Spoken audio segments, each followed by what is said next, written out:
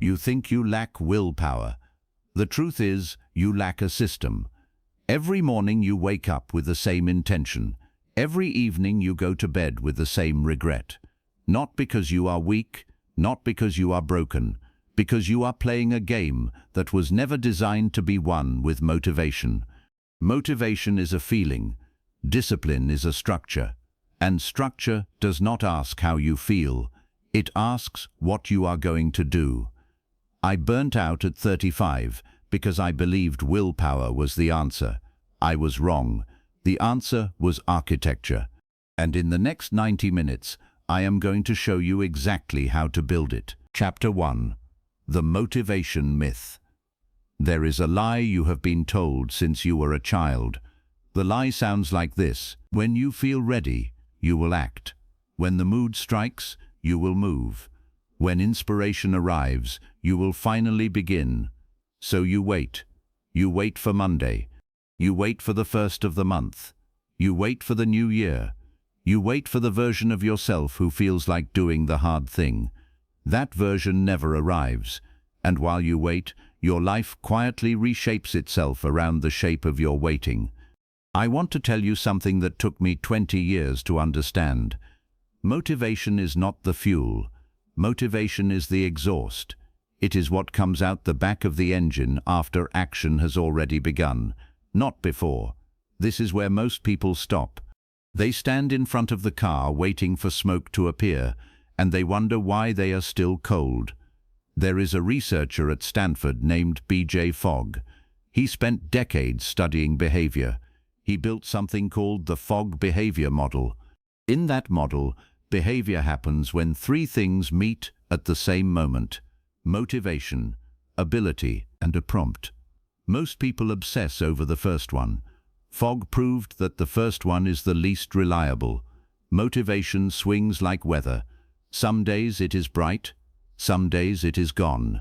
If you tie your life to the weather, your life will look like the weather. Chaotic, unpredictable, mostly grey. Fogg discovered something the self-help industry does not want you to know.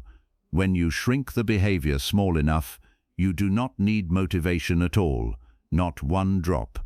He calls this the tiny habits principle. 2 push-ups, 1 sentence written, 1 page read, 1 minute of stillness. The size is not the point. The activation is the point. Because once the engine starts, dopamine begins to release, not before you act, after. That is the sequence your brain actually uses. Action first, chemistry second, motivation third. Read that again. Action first, chemistry second, motivation third. You have been running the sequence backward your entire adult life. I learnt this the hard way. When I was 32, I was building a career that looked impressive from the outside and felt hollow from the inside. I told myself I would write a book when I felt inspired. I told myself I would exercise when I felt energetic. I told myself I would sleep better when life calmed down. Life did not calm down. Inspiration did not arrive. Energy did not appear. What appeared was 3 more years of the same pattern, wrapped in slightly nicer clothing. By 35, I was in the emergency room with my chest tight and my mind blank, and the doctor asked me a question I will never forget. He asked me what I was doing with my life. I could not answer him, not because the answer was complicated, because the answer was nothing. The neuroscience here is worth understanding. Dopamine is not a reward chemical. That is an outdated description. Dopamine is a pursuit chemical. It fires when the brain anticipates that action will lead to reward. Notice the word, action. If there is no action, there is no anticipation. If there is no anticipation, there is no dopamine. If there is no dopamine, there is no motivation. So the person who waits to feel motivated is waiting for a chemical that will only appear after they move. They are waiting in a room where the light switch is on the other side of the door they refuse to walk through. There is a rule I want you to keep. It is called the 2-minute rule. When you cannot start a task, you shrink the task until starting is trivial. You do not go to the gym. You put on your shoes. You do not write the book. You open the document. You do not clean the house. You pick up one object. The rule works because it exploits the real bottleneck. The bottleneck is never the task. The bottleneck is the transition into the task. Cross the transition, and the brain does the rest. The truth is, motivation is a story we tell ourselves to explain why we already acted. It is not a cause, it is a caption, and captions do not build lives, actions do. I have seen this destroy people, not dramatically, quietly. A person can spend 40 years waiting to feel ready. They can retire without ever having lived the life they said they were preparing for.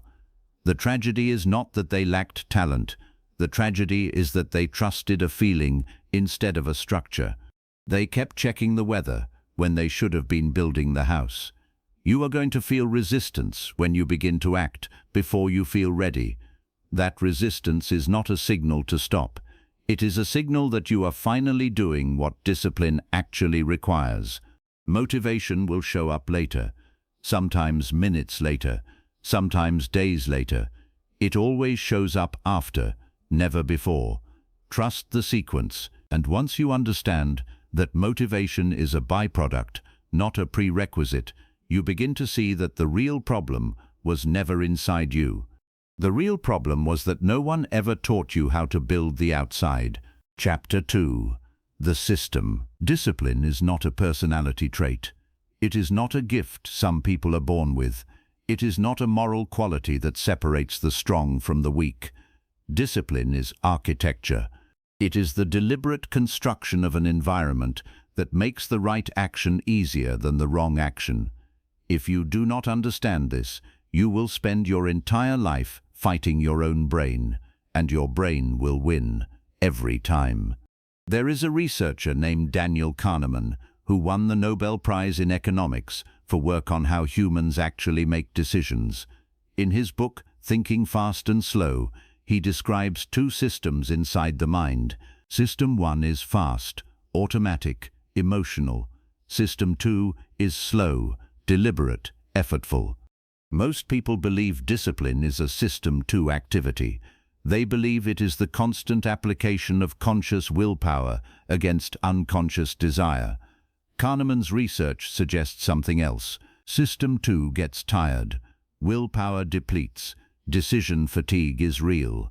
By the end of a long day, the disciplined executive and the impulsive teenager make roughly the same quality of choice.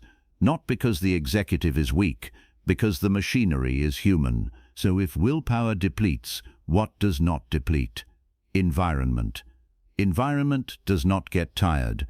Environment does not have bad days. Environment does not need coffee.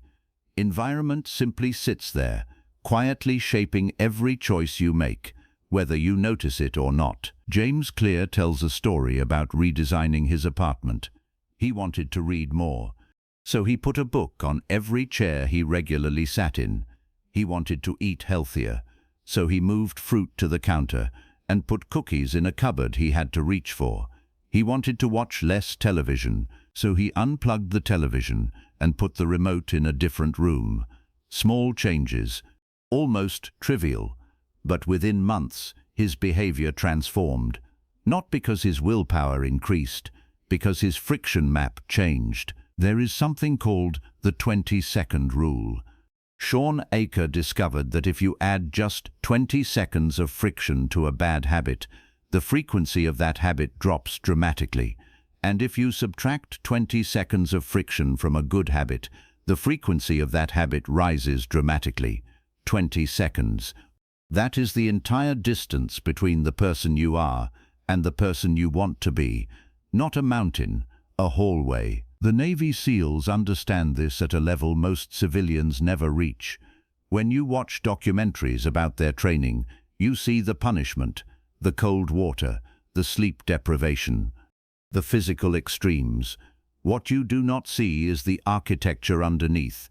Every action is prescribed. Every uniform is laid out the night before. Every meal is timed. Every response to chaos is rehearsed until it is muscle memory. They do not rise to the occasion. They fall to the level of their systems. The occasion is just the moment where the system is tested. This is where most people stop. They think discipline is about becoming a different kind of person. It is not. It is about becoming an architect of your own default choices. You are not trying to change who you are. You are trying to change what is easy. I remember the first year after my burnout. I was still trying to rebuild through willpower. I would set alarms and ignore them. I would write goals in journals and forget them. I would promise myself I would change, and by noon I had already broken the promise. Then I did something small. I put my phone in another room at night. That was it. One change. Within a week my sleep improved. Within a month my mornings changed. Within 6 months my entire day looked different. Not because I became stronger, because I stopped fighting a battle I had been designed to lose. The truth is, your brain is a prediction machine, not a willpower machine. It scans your environment thousands of times a day and takes the path of least resistance. If your phone is on your nightstand, you will check it. If your running shoes are in the closet, you will not run. If snacks are visible, you will eat them. If the television faces the couch, you will watch it. You are not weak. You are predictable. And predictability can be engineered. Decision fatigue is the silent killer of discipline. Every choice you make in a day pulls energy from the same reservoir. What to wear, what to eat, when to respond to a message, whether to check that notification. By the time evening arrives, the reservoir is empty. This is why most bad decisions happen at night. It is not character, it is chemistry. Steve Jobs wore the same outfit every day for a reason. Barack Obama did the same, not because they lacked style, because they understood that every eliminated decision preserves cognitive fuel for decisions that matter. You do not need more motivation, you need fewer decisions. You do not need more willpower, you need less friction on the right side and more friction on the wrong side. You do not need to become a different person. You need to build a room where the person you want to be is the easiest person to be. And once the room is built, you begin to notice that the first minutes inside that room set the tone for everything that follows. Chapter 3. The First Hour. There is a window in the morning. It is short. It opens sometime between the moment you regain consciousness and the moment you check your first screen. That window is the most valuable real estate in your entire life. Most people give it away for free. They hand it to strangers. They hand it to algorithms. They hand it to news anchors and email senders and social media managers who do not know their name and do not care about their future. Then they wonder why the day feels out of control by 10 in the morning. The American Psychological Association has documented something called the cortisol awakening response. Within the first 30 to 40 minutes after you open your eyes, your cortisol levels spike by roughly 50%. Cortisol is not just a stress hormone, it is the chemical that primes your brain for focus, alertness, and decision quality. Whatever you feed your mind during that cortisol peak becomes the neural template for the rest of the day. If you feed it chaos, you get chaos. If you feed it silence, you get clarity. This is not opinion. This is measurable brain chemistry. Tim Cook, the chief executive of Apple, one of the largest companies in human history, wakes up at 3:45 in the morning. He does not check his phone first. He reviews user feedback. He exercises. He reads. His first 90 minutes are sacred. Not because he is a machine, because he understands that a person who does not own their morning does not own their day. And a person who does not own their day does not own their life. Compare that with the standard morning of a modern adult. Eyes open, hand reaches for phone, screen lights up, notifications flood in, emails, messages, news alerts, social media. Before the feet have touched the floor, the brain has already processed dozens of small emergencies, none of which are actually emergencies, all of which the nervous system treats as threats. By the time this person stands up, their cortisol has been hijacked, their attention has been fragmented, their agenda has been replaced by other people's agendas.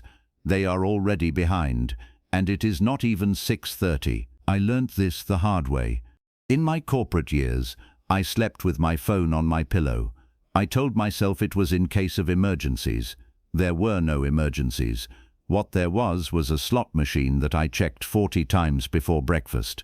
Every check pulled a small piece of my attention out of me and did not give it back. By the time I arrived at the office, I was tired before the day had begun. I did not know I was tired. I thought that was normal. It was not normal. It was engineered. Mel Robbins created something called the 5-second rule. When you feel resistance, you count backward from 5 and move before you finish. 5, 4, 3, 2, 1, go. The rule has helped many people. It has a limit. It works on isolated moments. It does not work as an operating system. You cannot count backward from 5 every hour of every day for the rest of your life. What you can do is remove the need for the count in the first place by building a morning that does not require negotiation. Here is a framework I want you to use. 3 non-negotiables. 3 actions that happen every morning before you touch your phone, before you speak to anyone, before you consume any input from the outside world. The 3 are yours to choose. Mine are these: water, movement, stillness. A glass of water to rehydrate a body that has been dry for 8 hours. 10 minutes of movement to signal to the body that the day has begun. 10 minutes of stillness to remind the mind that it belongs to you, not to the notifications waiting in the other room. The truth is, most people are not losing their day at 3 in the afternoon. They are losing it at 6 in the morning. The afternoon is just where the loss becomes visible. There is a phrase I want you to hold. How you begin is how you continue. The first hour is a rehearsal for the next 23. If the rehearsal is chaos, the performance will be chaos. If the rehearsal is deliberate, the performance has a chance. This is where most people stop. They believe mornings are boring. They believe discipline in the morning is a form of punishment. It is not. It is the only form of freedom that lasts past noon. Every morning you give away to a screen is a morning you will not get back. Every morning you claim for yourself is a small deposit into a life that eventually feels like it belongs to you. The phone is the single greatest destroyer of modern discipline. Not because the phone is evil, because the phone was designed by some of the smartest engineers on earth to be exactly as addictive as it is. You are not weak for losing to it. You are outmatched. The only way to win against a designed opponent is to change the field. Put the phone in another room. Charge it outside the bedroom.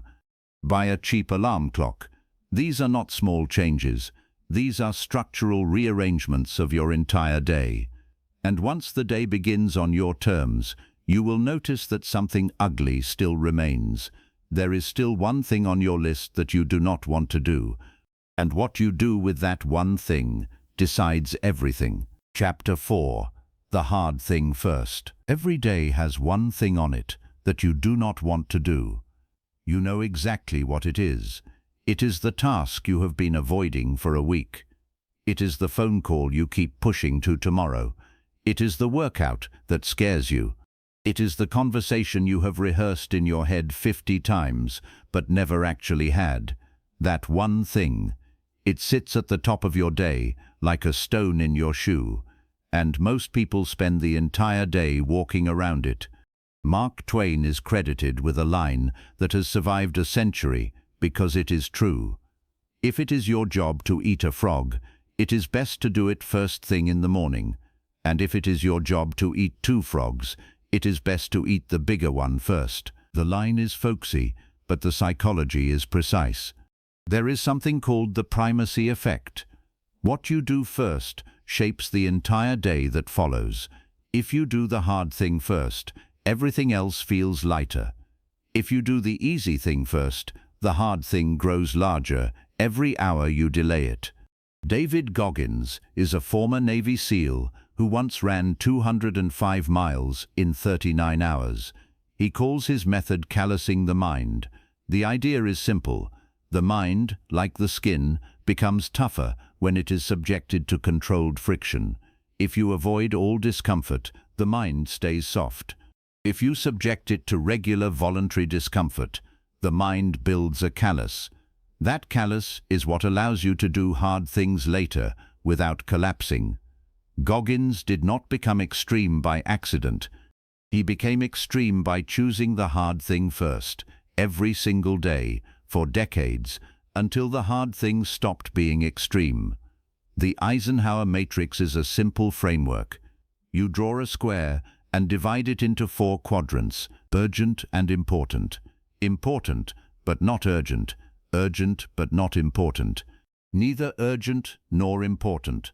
Most people spend their day in the urgent quadrants, reacting to whatever screams the loudest. The disciplined person spends their day in the important, but not urgent quadrant, because that is the quadrant where the future is built.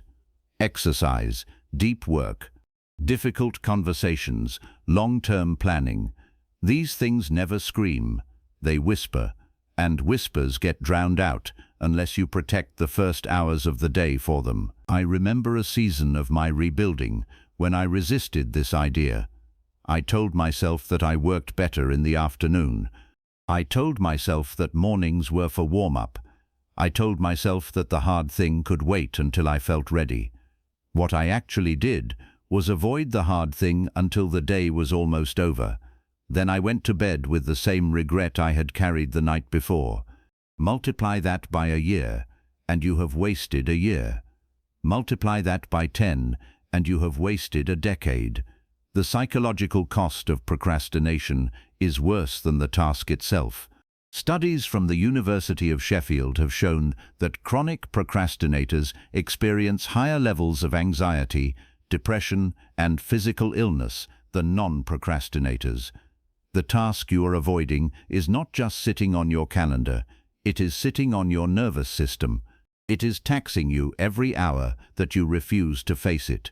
You are paying rent on that avoidance, in cortisol, in sleep quality, in relationships that suffer because you are distracted by an internal weight you refuse to put down. Do the hard thing first, not because it is heroic, because it is efficient, because it prevents the tax, because it frees the rest of the day from the shadow of the thing you were dreading. There is a resistance you will feel when you first try this. Your mind will invent 17 reasons why the hard thing should wait. It will suggest that you check your email first, just to clear the inbox. It will suggest that you plan the day first, just to be organized. It will suggest that you have a coffee first, just to wake up. These are not neutral suggestions. These are the mind's way of avoiding the frog. Every one of them is a delay disguised as preparation. The truth is, preparation without action is procrastination in a nicer outfit. You can read about the workout for a year and still be weak. You can plan the business for a decade and still be broke. You can journal about the conversation for a lifetime and still be silent. Action is the only thing that translates knowledge into life, and action on the hardest thing is the only thing that compounds into character. This is where most people stop. They tell themselves they will start tomorrow. Tomorrow is the most expensive word in the English language. Every time you say it, you are paying interest on a debt you have not yet begun to repay. The disciplined person does not use that word. The disciplined person says now, or says no. There is no third option that leads anywhere good. There is a phrase I want you to remember. You will never feel ready. You will only feel more ready after you begin. The frog does not taste worse in the morning than it does in the afternoon. It only feels worse because you have been thinking about it for 6 hours. Eat it first. And do it in a room quiet enough that you can hear yourself think. Chapter 5. The silence. You are being invaded. Every waking minute of your life, something is trying to take your attention. It is not a conspiracy. It is a business model. The average American now checks their phone 96 times a day, which works out to once every 10 minutes of waking life. Every check pulls you out of whatever you are doing and drops you into someone else's agenda. Then you return to your task and try to remember where you were. You cannot fully remember, because there is something called attention residue, and it means that a piece of your mind is still stuck on the last thing you looked at, even after you have moved on. Carl Newport is a computer science professor at Georgetown who has spent his career studying deep work. He does not have social media accounts. He writes for 4 hours a day without interruption. He has published multiple best-selling books while raising a family and maintaining a full academic career. When people ask him how, he does not talk about motivation. He does not talk about discipline in the personality sense. He talks about the removal of noise. He talks about creating conditions where deep thought is possible. Because deep thought is not possible in a fragmented mind, and a fragmented mind is what constant notifications produce. There is something called the attention economy. In this economy, your attention is the product being sold. Every application on your phone is competing not for your money, but for your minutes. The applications that win are the ones that hook your nervous system most effectively. They use variable reward schedules, the same mechanism that makes slot machines addictive. Every pull down to refresh is a lever pull. Every notification is a small dopamine hit. You are not scrolling, you are being scrolled. I want you to understand something. The war for your discipline is not being fought inside your head. It is being fought inside a building in California, where thousands of engineers work full-time to design the exact patterns that keep you distracted. You are one person. They are an industry. You cannot win this war with willpower. You can only win it by leaving the battlefield. I have seen this destroy people. I watched a colleague of mine, a brilliant strategist, slowly lose the ability to sit with a single idea for more than 3 minutes. He would open a document, get a notification, check it, open another tab, forget what he was doing, and start again. He did this for years. He became less creative, less patient, less present in his own marriage. He never noticed it happening because it happened slowly. That is how attention dies. Not in one loud event, in a million small interruptions that each seemed harmless. Digital minimalism is not about rejecting technology. It is about reclaiming intention. It is about deciding what deserves your attention and defending that decision structurally. Turn off notifications. All of them. Yes, all of them. If something is urgent enough, someone will call. If it is not urgent enough for a call, it is not urgent enough to interrupt your life.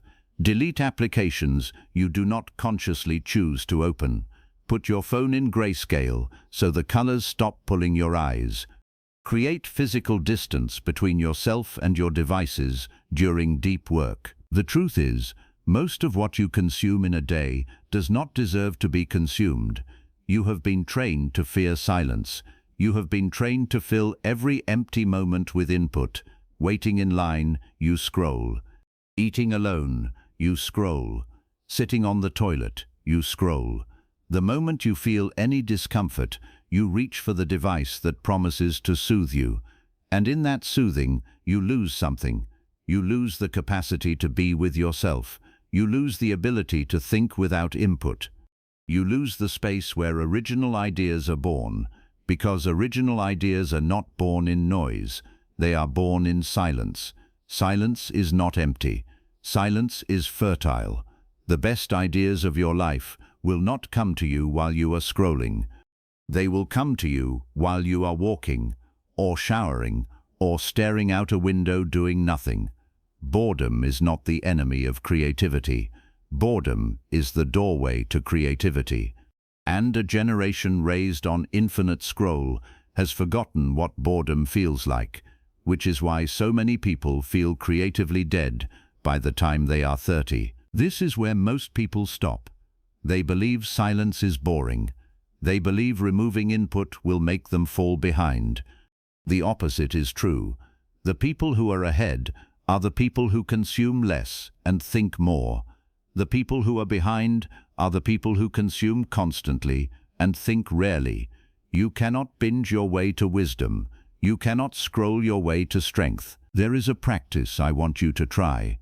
1 hour every day with no screen, no phone, no television, no computer, no podcast, no music, just you and your own mind. It will be uncomfortable at first. Your mind will beg for input. Give it none. Sit with the discomfort. Let it pass. On the other side of that discomfort is a version of yourself you have not met in years. A quieter version, a slower version, a version that can hear its own thoughts again. Once you can hear your own thoughts, you begin to hear something else. You begin to hear who you actually are, underneath all the noise, and that is where the real work begins.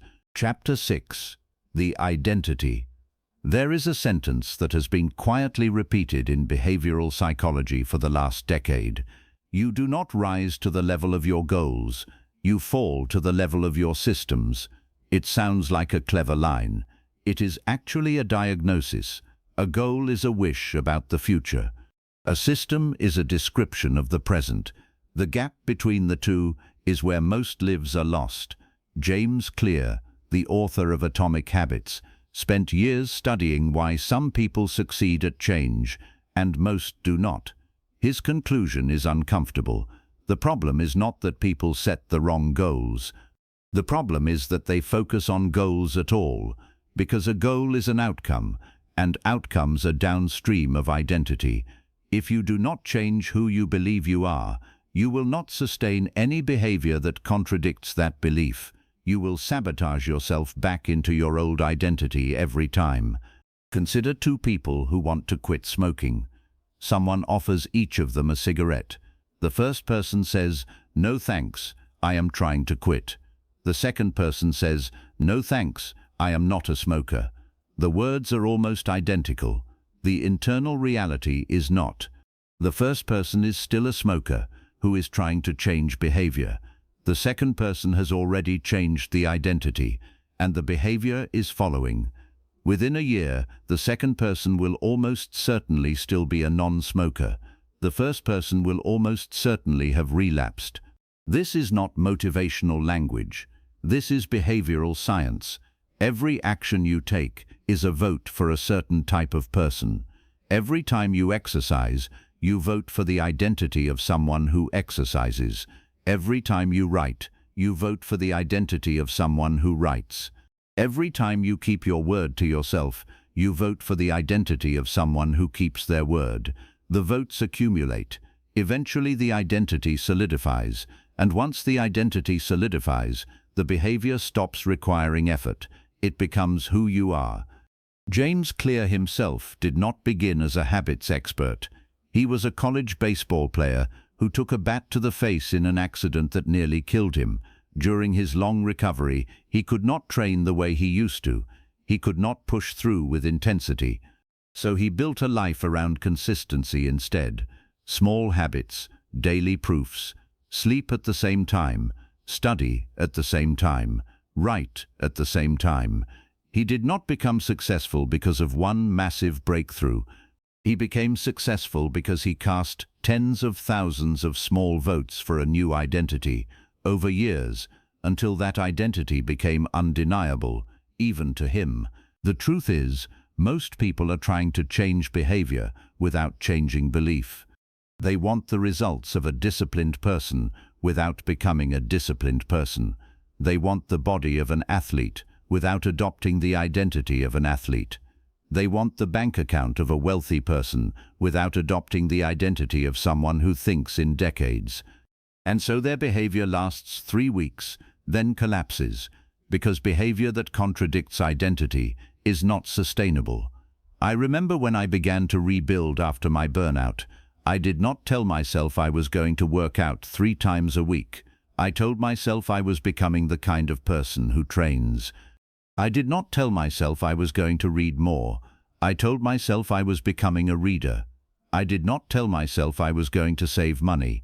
I told myself I was becoming someone who owns his time by owning his choices. The reframe seemed small. It was not small. It changed everything. Because now every small action was not a chore. It was proof. And proofs feel very different from chores. There is a question I want you to ask yourself every morning. Not what do I want to do today? That question is too shallow. Ask instead, who am I becoming today? Because you are becoming someone, every hour of every day. The question is whether you are becoming that person deliberately, or whether the world is shaping you by default. The identity-based approach also solves the motivation problem. If you see yourself as a writer, you do not need motivation to write. You just write, because that is what writers do. If you see yourself as an athlete, you do not need motivation to train. You just train, because that is what athletes do. Motivation becomes irrelevant, because the action flows from the identity, not from a fluctuating feeling. This is where most people stop. They keep trying to be someone new, while still believing they are someone old. They set ambitious goals from the perspective of the person they no longer want to be, and then they wonder why they keep sliding back. The answer is that the old identity is still in charge. The goals cannot outrun the identity. Nothing can. You must change the story you tell yourself about yourself, not with delusion, with evidence. The evidence is small daily proofs. One workout is a proof. One page written is a proof. One tough conversation is a proof. One temptation refused is a proof. Stack the proofs. Do not skip them. Let them accumulate quietly, without announcement, without applause, without any need for anyone else to notice. Because the person who is watching is the only person who matters. That person is you. And once the identity begins to shift, something remarkable happens. The small actions you were forcing yourself to do begin to compound, not linearly, exponentially. And that is a mathematics most people never live long enough to see. Chapter 7. The Compounding. There is a story about a man named Ronald Reed. He lived in Vermont. He worked as a gas station attendant and later as a janitor at a department store. He drove a used car. He wore old flannel shirts. He cut his own firewood. When he died in 2014 at the age of 92, his neighbors were shocked to discover that he had left behind an estate worth $8 million. Not because he had inherited money, not because he had won the lottery, because he had quietly invested small amounts in blue-chip stocks over 60 years, and he had never sold. He let compounding do what compounding does. He waited longer than almost anyone else was willing to wait. Warren Buffett has said many times that his wealth is not the result of intelligence. It is the result of longevity combined with consistency. He started investing at 11 years old. He is now in his 90s. He has been compounding for over 80 years. Most of his net worth was accumulated after he turned 65. Read that again. Most of his wealth came after most people retire, because compounding does not begin to look impressive until very late in the curve. Before that, it looks like nothing. It looks like waste. It looks like you should quit. The mathematics of compounding are cruel to the impatient. If you improve 1% every day for a year, you do not end up 1% better, or even 50% better. You end up 37 times better. The curve does not rise smoothly. It stays flat, flat, flat, and then suddenly bends upward so steeply that observers assume you got lucky or gifted or connected. They did not see the years of flatness. They only see the bend. And so they conclude that the bend was inevitable, when in fact the bend was earned through years of invisibility. This is where most people stop. They stop in the flat part. They put in 90 days of effort, see almost no results, and conclude that the effort does not work. What they do not understand is that they were exactly on schedule. 90 days is not the compound curve. 90 days is the base of the curve. The curve begins to bend at year 2. It bends sharply at year 5. It becomes dramatic at year 10. But you have to still be there at year 10 to see it. And most people are not, because they quit in month 4. There is a concept called the plateau of latent potential. It describes the gap between what your work has actually produced and what it appears to have produced. In the plateau, your work is accumulating value that has not yet manifested. The value is real. It is just underground, like a bamboo plant that spends 5 years growing roots before it grows a single inch above the soil, and then shoots up 90 feet in 6 weeks. To an outside observer, the growth looks instantaneous. To the plant, the growth was 5 years and 6 weeks. Every day of those 5 underground years mattered. If any one of them had been skipped, the 90 feet would not have happened. I learnt this the hard way. In my first year of rebuilding, I saw almost no external progress. My body did not look dramatically different. My finances did not shift much. My mind still had bad days. I was tempted many times to conclude that the daily discipline was not working. But I had made a promise to myself that I would not evaluate progress on a 1-year timeline. I would evaluate it on a 5-year timeline, because I knew that anyone who evaluates on a 1-year timeline is looking at the wrong curve. By year 3, the changes had become visible to others. By year 5, they had become undeniable.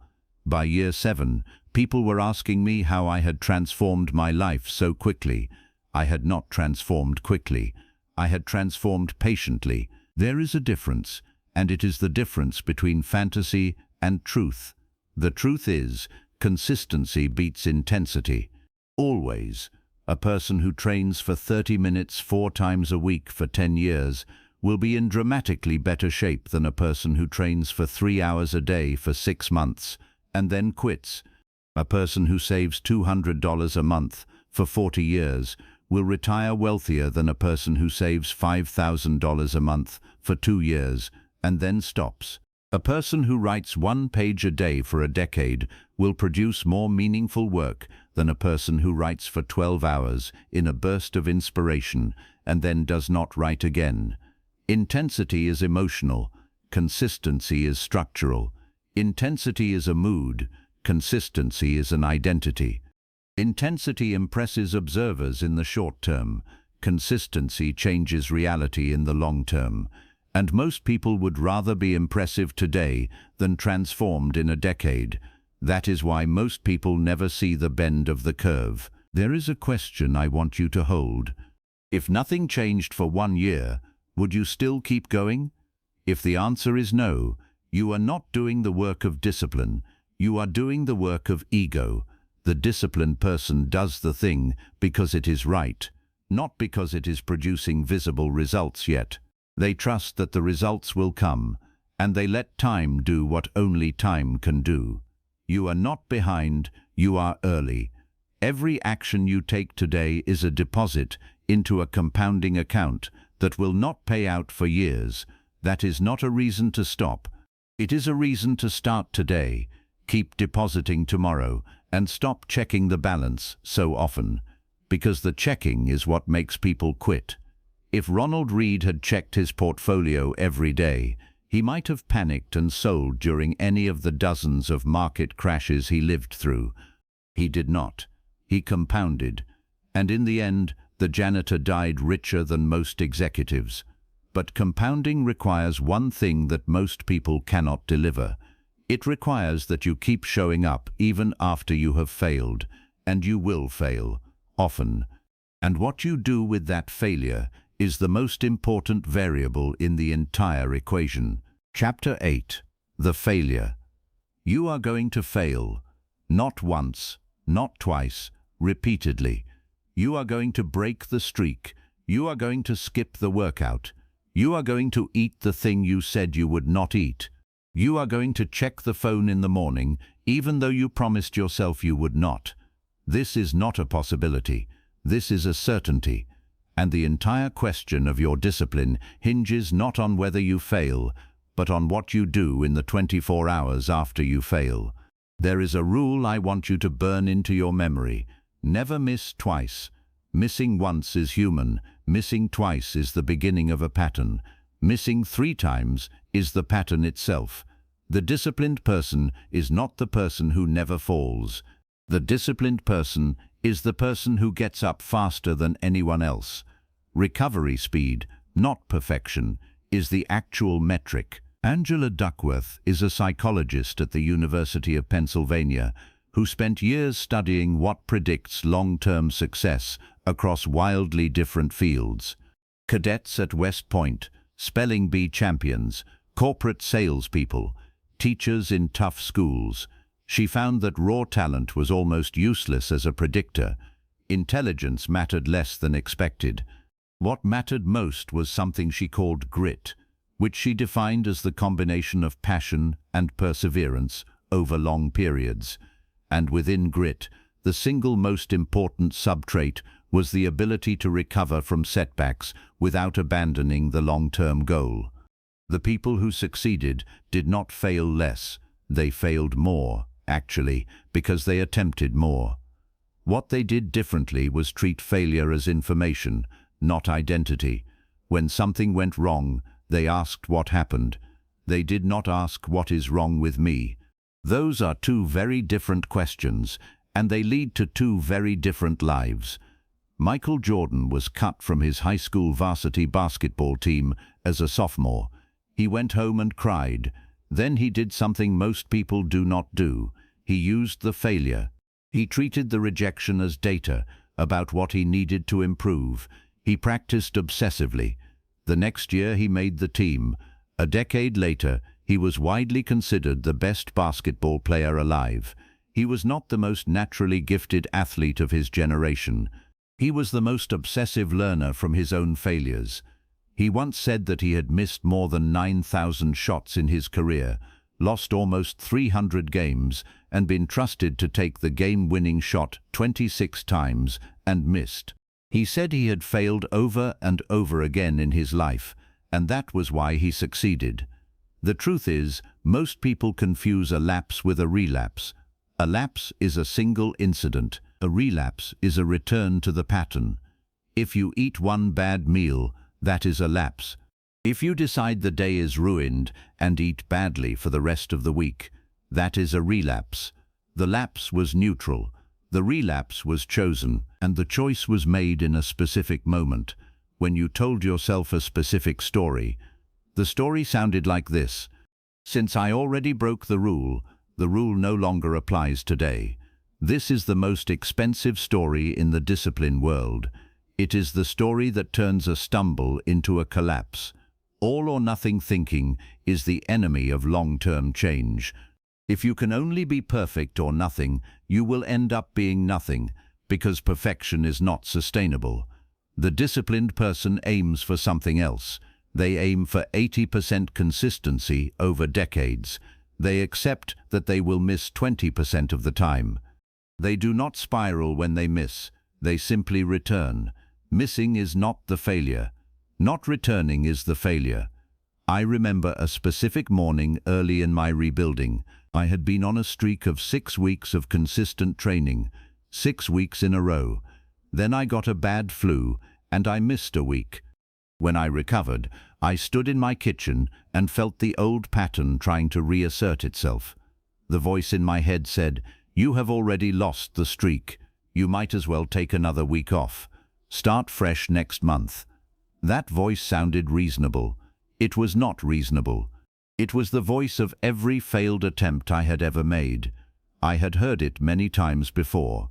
This time I did not listen. I laced up my shoes and went out the door, even though I was still weak, even though the workout would be poor, even though the streak was already broken. I did not go for the workout. I went to prove that a miss was not a relapse. That single action, on that single morning, is why I am the person I am today, and not the person I was at 35. This is where most people stop. Not at the first failure, at the second. The first failure is survivable. The second failure convinces them that the first was not an anomaly, but a signal. The signal, they conclude, is that they are not capable, so they quit. Not because they failed, because they interpreted the failure incorrectly. Top performers handle bad days differently than average performers. Average performers have a bad day and let it become a bad week. Top performers have a bad day and get back to their system the next morning. They do not need the bad day to be a great day. They just need the next day not to be bad too. That is the entire secret. Contain the damage. Return quickly. Do not compound the miss. There is a phrase I want you to carry with you. You are always one decision away from returning. Not 1 week, not 1 month, not one big transformation. One decision. The next meal, the next morning, the next workout, the next moment of choice. The door back to your discipline is never locked. It is only sometimes hidden by the shame you feel for having stepped through the wrong one. Step back. Do not wait. The longer you wait, the harder the door becomes to find, and the environment around you decides how easy or hard that door is to see. Chapter 9. The environment. You are the average of the 5 people you spend the most time with. That is not a motivational quote. That is a documented finding from a large-scale study conducted by Nicholas Christakis and James Fowler, published in the New England Journal of Medicine in 2007. They tracked the health outcomes of over 12,000 people over 32 years. They found that if your close friend became obese, your own risk of becoming obese increased by 57%. If your friend quit smoking, you were significantly more likely to quit as well. Behaviors, they discovered, spread through social networks like viruses. You do not just live in your environment. Your environment lives inside you. This is not sentimental. This is statistical. You are being shaped every day by the people around you, whether you realize it or not. Their habits become your habits. Their standards become your standards. Their vocabulary becomes your vocabulary. Their vision of what is possible becomes the ceiling of what you attempt. If you are surrounded by people who complain, you will complain more. If you are surrounded by people who read, you will read more. If you are surrounded by people who have given up, you will slowly, imperceptibly, give up too. There is a famous experiment from Stanford University conducted by Walter Mischel in the 1960s. It became known as the marshmallow experiment. Children were placed in a room with a marshmallow in front of them and told that if they could wait 15 minutes without eating it, they would receive a second marshmallow. The experiment became famous for suggesting that the ability to delay gratification predicted future success. But there is a less discussed follow-up. When the experiment was replicated with variations in environment, the results shifted dramatically. Children who had been placed in an environment where adults kept their promises were far more likely to wait. Children who had been placed in an environment where adults had previously broken promises ate the marshmallow almost immediately. Their willpower had not changed, their environment had. And their behavior followed the environment, not the willpower. The truth is, willpower is a finite resource, but environment is a permanent multiplier. If you rely on willpower alone, you will lose more often than you win. If you design your environment intelligently, willpower becomes almost unnecessary. The environment does the work. Consider the physical space you live in. Where is your phone right now? Where are your books? Where is the couch pointed? Where is the refrigerator stocked? Where do you sit to work? Where do you sit to rest? Every one of those decisions is casting a vote for a version of you. If your workspace is cluttered, your mind will be cluttered. If your kitchen is full of processed food, your body will follow. If your bedroom contains a television, your sleep will suffer. These are not small variables. These are architectural choices that determine the person you become. I remember when I first moved into a smaller home during my rebuilding. I intentionally chose a place with almost no decoration, no television, a single desk, a single chair, a shelf of books, a kitchen stocked with simple food. I was accused of being austere. I was not being austere. I was being deliberate. I was refusing to fill my space with distractions that would eventually fill my mind. And over the years, that quiet space did something to me. It made discipline feel like the natural state, not the exceptional state, because the environment was no longer working against me. Social contagion is real, but it is also invisible. You do not notice yourself becoming more like the people around you. You just wake up one day and realize you sound like them. You want the same things they want. You dismiss the same things they dismiss. You have absorbed their standards without ever agreeing to them. This is why the disciplined person is careful about proximity, not because they are elitist, because they understand that proximity, over time, becomes destiny. I have seen this destroy people, talented people, ambitious people, people who had every internal quality needed to build something meaningful. They did not fail because they lacked the qualities. They failed because they remained surrounded by people who did not share the qualities. Slowly the environment ate the ambition. Slowly the standards dropped. Slowly the vocabulary shifted. And by the time they noticed, they were someone else, someone smaller, someone tired, someone who had settled for a life that used to be beneath them. This is where most people stop. They tell themselves that they cannot change their environment. They cannot leave the job. They cannot move away from the friends. They cannot restructure the home. So they resign themselves to fighting an environment they refuse to redesign. And they lose, not because they were weak, because they were outnumbered by their surroundings. You can redesign. Perhaps not all at once, but you can begin. You can decide which conversations you no longer participate in. You can decide which spaces in your home get restructured this month. You can decide which relationships you deepen and which you allow to fade. You can decide what enters your ears through headphones during your commute. You can decide what enters your eyes through screens at night. Every one of these decisions is a redesign. Small at first, massive over years. There is a principle I want you to hold. If you do not design your environment, someone else will, and it will not be designed in your favor. Corporations, algorithms, advertisers, and the drift of your own past habits will design it for you. And the design they choose will not serve you.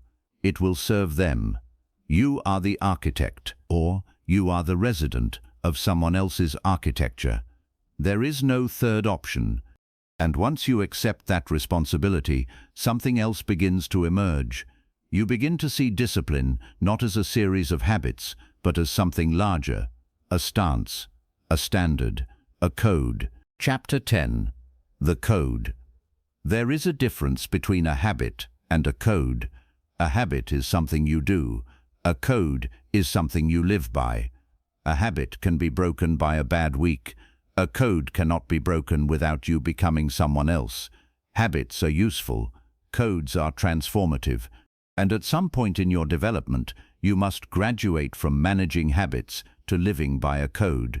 Because habits without a code are just routines, and routines can be abandoned. A code holds even when the routine collapses. Marcus Aurelius was the emperor of Rome at the height of its power.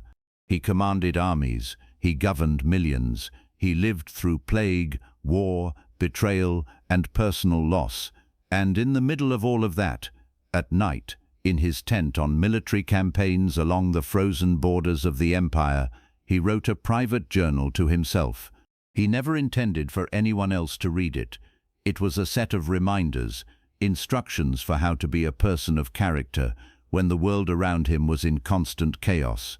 That journal survived. We call it Meditations.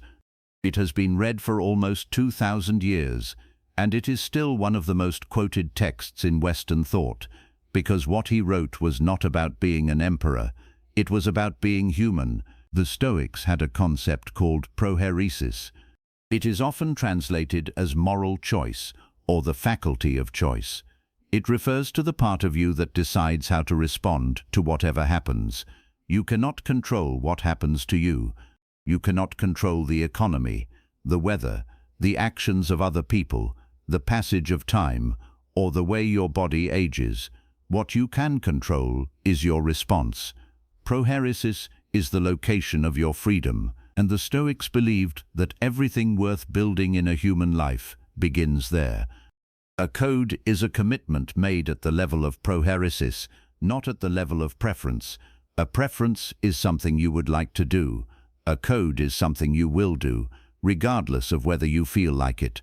Preferences bend with circumstance, codes do not. This is why codes are so much more powerful than goals. Goals live in the future. Codes live in the present. Goals are conditional. Codes are unconditional. A goal says, I want to reach a certain outcome. A code says, this is how I act, regardless of the outcome. The truth is, most people live by preferences and call them values.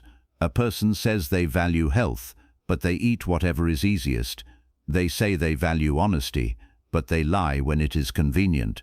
They say they value discipline, but they abandon it the moment they are tired. These are not values. Values that bend under pressure are not values. They are opinions. A code is what remains after the pressure has been applied. If it does not hold under pressure, it was never a code. It was a wish. I want you to write your own code. Not a long code, a short one, 3 to 5 lines. Each line should describe how you act, in the present tense, without exception. Not what you want, not what you hope, what you do. Something like this: I do the hard thing first. I keep my word to myself. I return quickly after I fall. I choose silence over noise. I speak with intention, or I do not speak. Your lines will be different. They should be different. They should belong to you, not to me. But the format matters. Present tense, unconditional, short enough to remember, clear enough to enforce. Once the code exists, decisions become simpler. You stop asking, what do I feel like doing? You start asking, what does my code require? The first question is exhausting. The second question is clarifying. The first question changes every hour. The second question does not change. And a life built on the second question becomes stable in a way that a life built on the first question never can. This is where most people stop. They resist the idea of a code because it feels rigid. They believe that flexibility is freedom. It is not. Flexibility without a code is just being pushed around by circumstance. That is not freedom. That is drift. Real freedom is knowing exactly who you are, under any conditions, without having to renegotiate it every day. Real freedom is having something inside you that cannot be moved by weather, or mood, or other people's expectations. That something is your code. Marcus Aurelius never used the word discipline the way we use it. He used words like character, virtue, duty, because he understood that discipline is not a technique. It is a stance toward existence. It is the decision to live as a certain kind of person and to keep making that decision in every small moment until the decision no longer requires effort because it has become who you are. You will not build your code in a day. You will build it over years. You will revise it as you grow. Some lines will be removed as you outgrow them. New lines will be added as you discover what you actually stand for. That is normal. What matters is not that the code is perfect. What matters is that the code exists. Because a person with a code has a compass, and a person with a compass can walk through any terrain without getting lost, even when the terrain is unfamiliar, even when the storms are severe, even when everyone around them has given up on their own direction. The truth is, at the end of your life, no one will remember your goals. No one will remember your habits. What they will remember, if anything, is how you carried yourself, what you stood for, What you refuse to compromise, that is your code. And it is the only thing you will actually leave behind. You are not here to accumulate. You are here to become. Everything else is decoration. Here is what I want you to carry with you when this ends. You do not need more motivation. You never did. You do not need to feel ready. You will not. You do not need permission. No one is coming to give it to you. What you need is a structure that outlasts your moods. You need a system that does not care whether today is hard. You need an environment that makes the right thing the easy thing. You need an identity that quietly casts votes in your favor while the world sleeps. You need a code that holds when everything else falls apart. I am not going to tell you that this will be easy. It will not. I am not going to tell you that you will love every day of it. You will not. I am not going to tell you that motivation will eventually kick in and carry you through. It will not. What I will tell you is that on the other side of years of this, there is a version of you that no longer negotiates with itself every morning. There is a version of you that has stopped waiting to feel like it. There is a version of you that has forgotten what it feels like to be at war with itself, because the war ended when the architecture was finished. That version of you exists. It is not a fantasy. It is a mathematical certainty if you build correctly and stay long enough. But you have to start where you are, not where you wish you were. You have to start with the day you actually have, not the day you imagined you would have. You have to start with the body you actually own, the mind you actually possess, the circumstances you actually face. There is no better time. There is no better version of the circumstances. The circumstances are always going to be inconvenient. That is what circumstances are. They are the friction inside which character is built. Most people will hear what I have said today and change nothing. That is the honest truth, not because they disagreed, because they underestimated how quiet the beginning of transformation actually is. The beginning is not loud. The beginning is not exciting. The beginning is one small choice made in silence that no one else notices, that produces no immediate reward, that feels almost pointless in the moment. That is exactly what the beginning is supposed to look like. If your beginning feels dramatic, you are probably still performing. If your beginning feels quiet, you are probably actually starting. Choose quiet, choose slow, choose long. Choose the version of yourself that will still be here in 10 years, doing the boring work, while everyone else has moved on to the next promise of a quick fix. There is no quick fix. There has never been a quick fix.